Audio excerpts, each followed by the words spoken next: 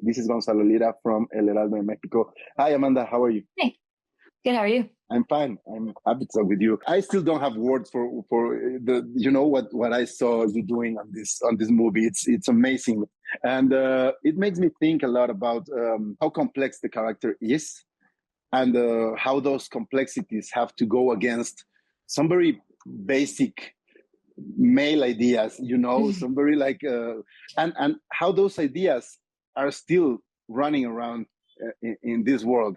So I love the way that the face that you made.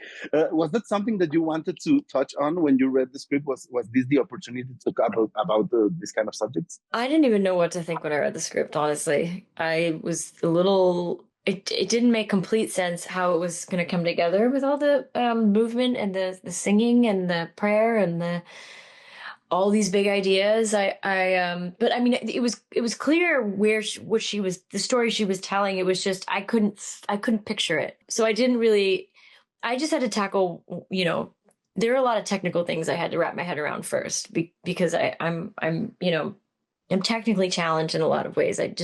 None of it comes easy to me, except the singing, of course. But I don't know. I think at the end of the day, I was just like, I understand what this woman wants. I understand that the celibacy, the abstractness of the celibacy comes from deep pain and grief. And when you're brought to your knees over and over and over again, you either kill yourself or you transcend everything and becomes this crazy,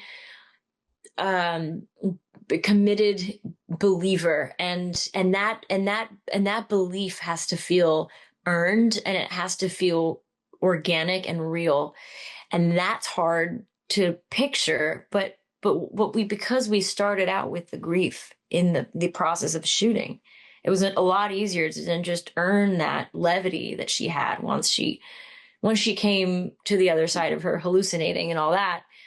But it's a tricky thing when you see from the outset, when you see, oh, this woman started a movement based on celibacy and she was the second coming of Christ. And it's like, you think, oh, that's silly. But it wasn't silly back then. And with the context and the way that Mona has told the story, I completely agree with her and I completely understand. I don't think celibacy is the way for me, but I do believe that she was right, and people were intoxicated by that belief and commitment and conviction, because we all need someone to lead us. We all need someone to tell us where to go. And it's interesting to see that reflection on screen, because I think that nowadays leaders and cult followings we get to see that even on a daily basis on Instagram, yeah, on social media.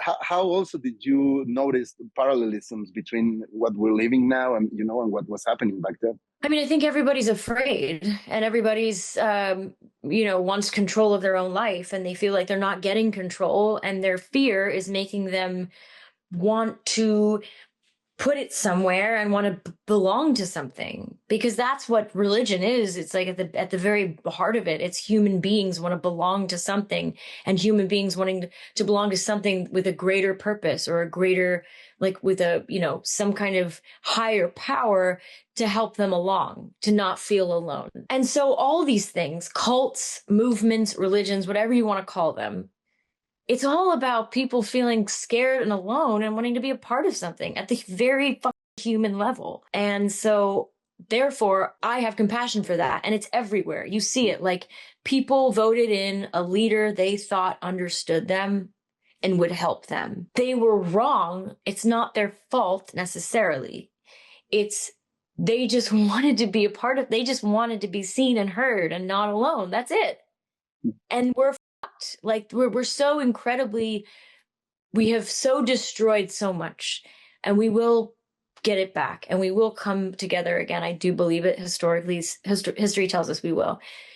But I think right now, whatever Ann Lee was preaching is so much more humane and so much purer and built on compassion and love, basic love and respect for fellow human beings, than most things.